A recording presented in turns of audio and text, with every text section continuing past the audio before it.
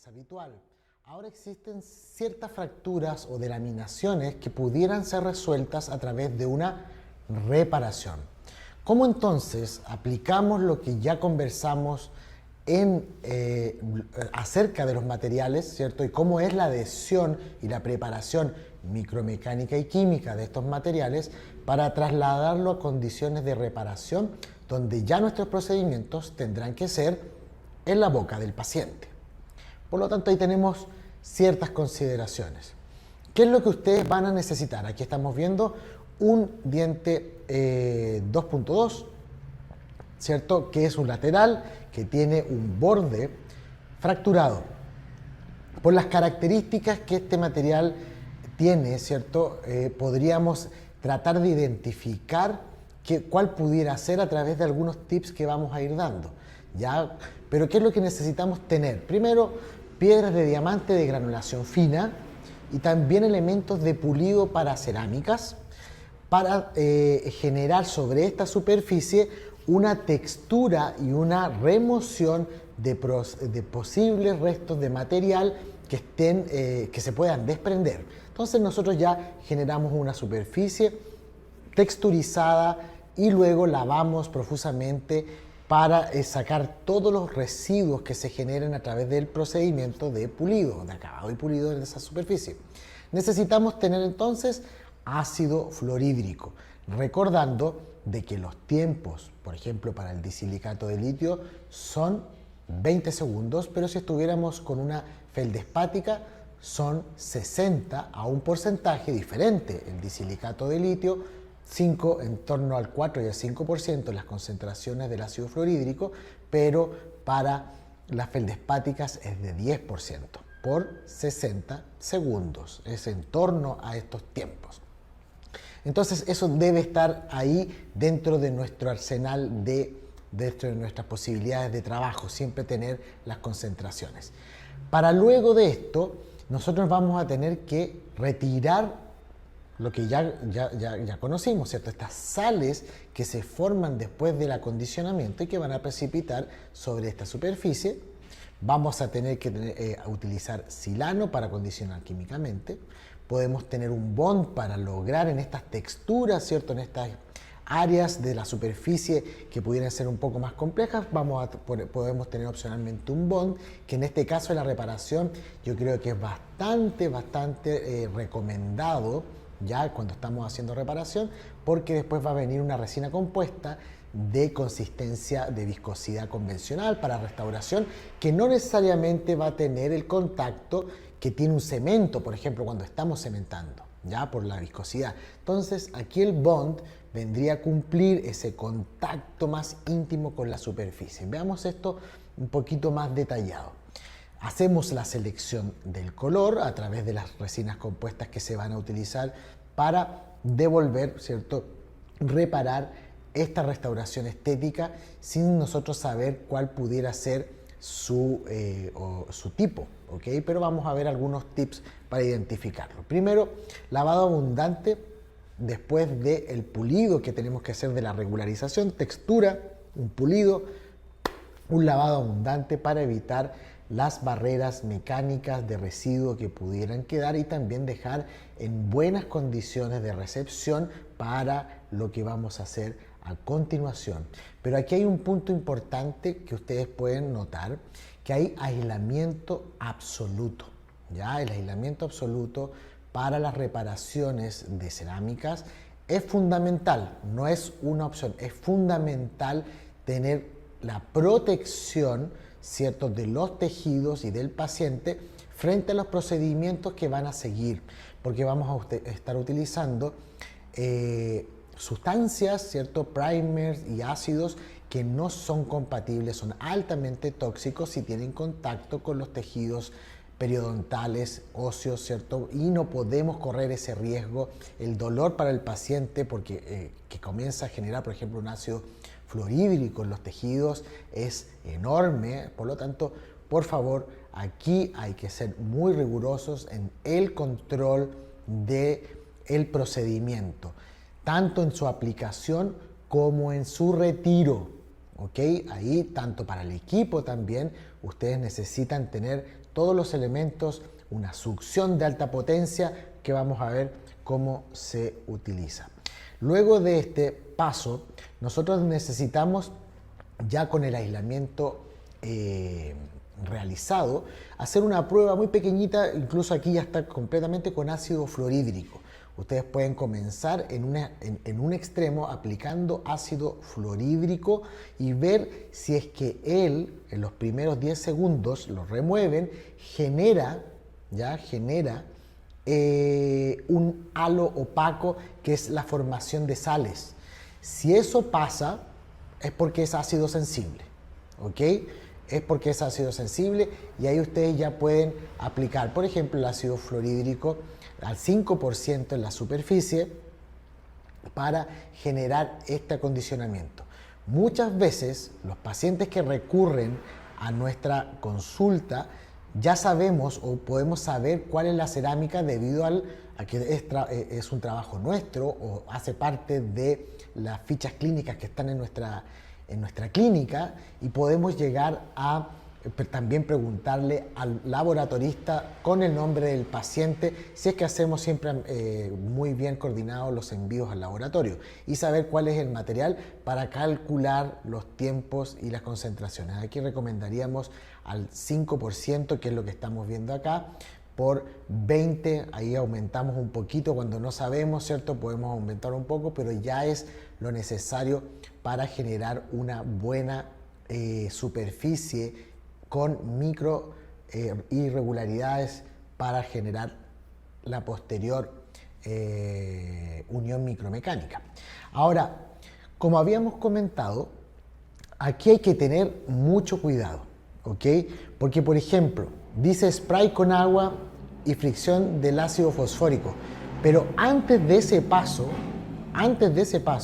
hay que hacer un retiro del ácido fluorhídrico con extremo cuidado.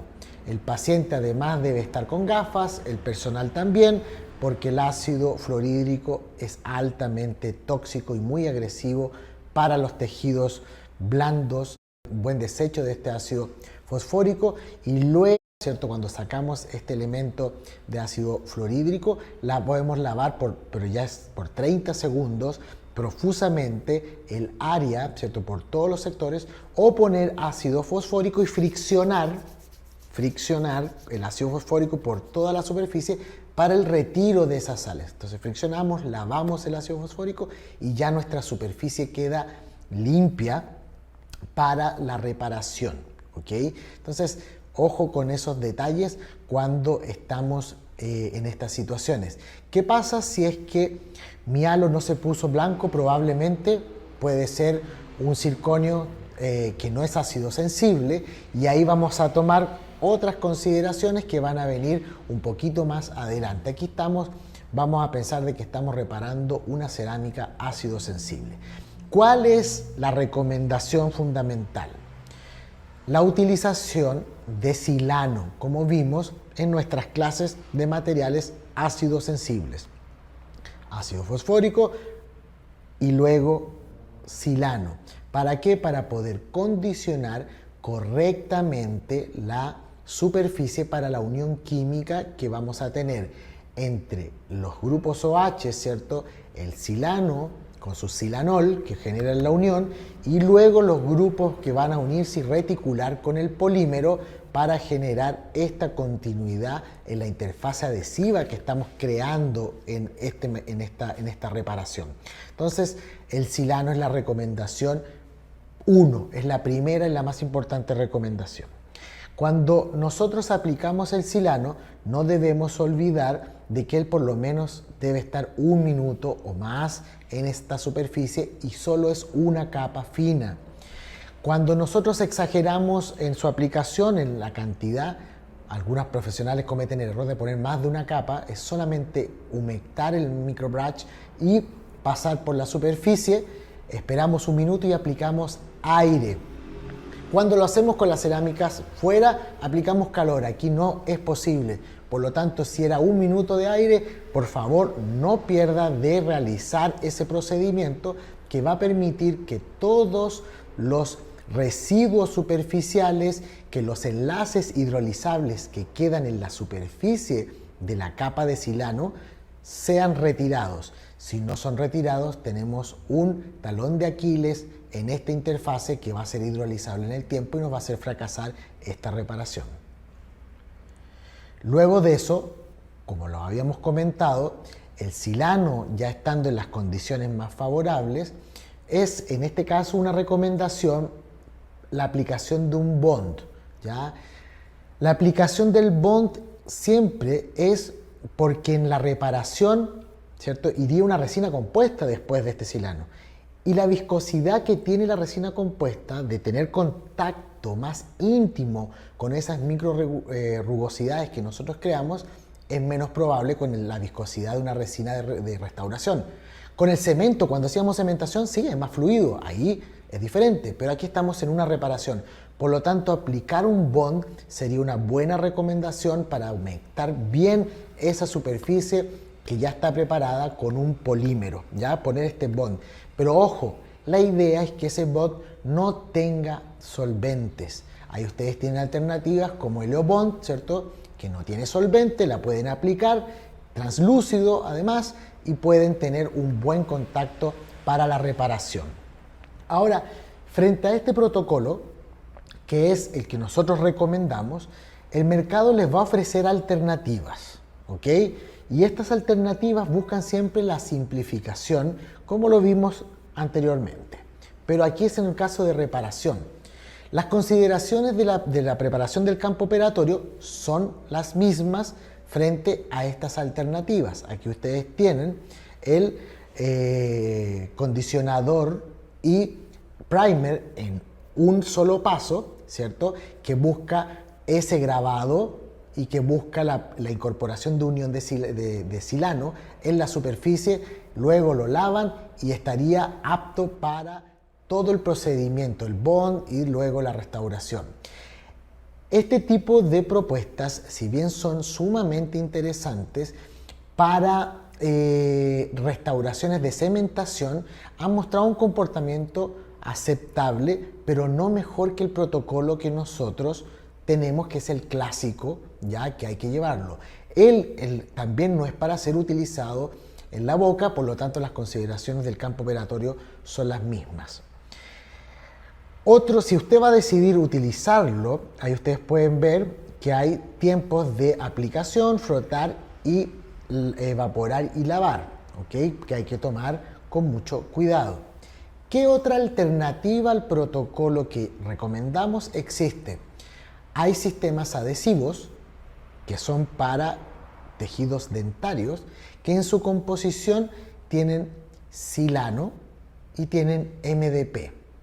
Además, como sabemos, y lo podemos ver en la clase de adhesivos y en la parte de universales, estos adhesivos tienen agua, o sea, tienen agua y otros solventes, otros cosolventes, que pueden ser etanol, etanol, acetona, ¿cierto?, que son los más clásicos, pero son solventes. Y lo que acabamos de decir es que se prefiere no adicionar solventes a esta interfase porque dificultan posteriormente la polimerización. Si usted lo va a realizar, va a tener que tomar mucho cuidado de friccionar, ¿cierto?, para evaporar ese solvente que tienen estos adhesivos universales. Ahora, ¿son el silano y el MDP activos para unirse a estas cerámicas en el momento de su aplicación? Los resultados por el momento son bastante controversiales, ¿ok? Son bastante controversiales. Y cuando nosotros ya nos tornamos frente a estas controversias, siempre tratamos de sugerir que se aloje en la técnica más conocida por el momento, mientras estas propuestas nos muestran a través de la investigación científica que son viables de ser utilizadas. ¿Ok? Aquí ustedes pueden ver diferentes informaciones acerca de la incorporación, ¿cierto?, del silano dentro de un sistema adhesivo. ¿Qué es lo que pasa cuando yo tengo un silano? Ya sabíamos que ese silano, frente a humedad, ¿cierto?, comienza a generar una condensación y se empieza a inactivar en pHs ácidos, ¿ok? Esos pHs ácidos que son necesarios para que él se active y tenga acción sobre la cerámica, si eso se anticipa, él se autocondensa y pierde su actividad. Por lo tanto, imaginen si yo tengo un sistema adhesivo que tiene MDP, que ya es ácido porque él está pensado para grabar y unirse químicamente, en un solvente, uno de los solventes es agua, es decir, ahí se liberan los protones, esa agua se torna ácida, ¿cierto? E inactiva al silano. Entonces, eso químicamente es lo que hemos visto en la propuesta de sistemas adhesivos con silano, pero parece muy interesante tener todo en uno, o sea, un sistema adhesivo que me sirve para los tejidos, un sistema adhesivo que además me puede grabar con el silano las cerámicas ácido sensibles y tiene MDP, es decir, también tiene capacidad de unirse a circonio, o sea, lo transforma en un multifuncional que hay que tener ojo. Vean como estamos viendo acá, el silano pierde su actividad cuando está en un medio ácido y por eso que los resultados de sistemas adhesivos universales que están funcionando parece más bien que es por la capacidad inicial que tienen de unirse micromecánicamente al ser una resina más fluida y poder cubrir esa necesidad. ¿Ok? Entonces, cuando además nosotros empezamos a pensar en la composición de estos sistemas adhesivos que tienen silano, la presencia del bis-GMA bloquea los OHs que están sobre las superficies cerámicas y que son los que permiten la unión con el silanol y que van a dar continuidad luego a la reticulación con el polímero. Entonces, vean cómo factores asociados a la composición muy habitual de los sistemas adhesivos, como la presencia del bis-GMA, nuevamente nos dan un antecedente de que estas formulaciones con silano no necesariamente están funcionando por la acción del silano. Aquí ya lo habíamos conversado, ¿cierto? El MDP en agua acidifica el medio y provoca la autocondensación de los grupos silanol que son los necesarios para la unión del sistema de silanos, ¿cierto?, a las superficies de los adhesivos. Así que es muy buena información para que tomen en consideración y por nuestra recomendación es la técnica clásica. Ahora, ¿qué otras cosas tenemos como propuestas de primer? Yo se los había nombrado, ¿cierto? Tenemos el ácido fluorhídrico y hay primer que combinan silano y MDP, que son hechas para materiales diferentes. ¿Qué es lo que pasa con estos primers? Ellos buscan a través de su composición del silano unirse a cerámicas ácido sensibles y a través del MDP unirse a circonio, que no son ácidos sensibles, a través de las uniones a sus óxidos para lograr este enlace químico y continuidad de la interfase adhesiva. Entonces son propuestas que existen en el mercado, que estas que estamos viendo son las más clásicas, funcionan muy bien y ustedes pudieran tomar esa alternativa cuando, por ejemplo, tienen un circonio en la duda, ¿no? No es verdad que habíamos conversado. Ahora, este cubriría ambos espectros, ¿cierto? Ácidos sensibles y no sensibles, porque su composición la hace más amplia frente a esa posibilidad